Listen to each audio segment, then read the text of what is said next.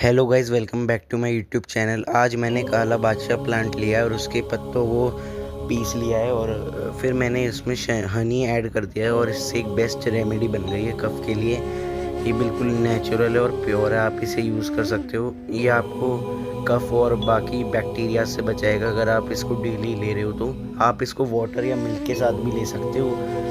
और ये है प्योर नेचुरल 100% है। ये काला बादशाह प्लांट होता है, आप इसको अपने घर में भी लगा सकते हो और इससे आप इसकी फार्मिंग कर सकते हो। और ये जो आप देख रहे हो, ये इन्हें ड्राई करके आप सुखा के पीस के पाउडर बना सकते हो। उस पाउडर को हनी में मिक्स करके आप इसे ले सकते हो और ये बहुत ज़्यादा बेनिफिशियल होता है। कुछ ऐसा टाइप का बन जाएगा। आप कोई भी हनी ले सकते हो। अगर आपके पास नेचुरल हनी है तो वो ज़्यादा इफेक्टिव है, और नहीं तो आप ये पतंजलि हनी, ये सारी हनी भी ले सकते हो और इसको आप पाउडर में मिला के उसे यूज़ कर सकते हो as a honey remedy, cough remedy. Thanks for watching. Please like and subscribe.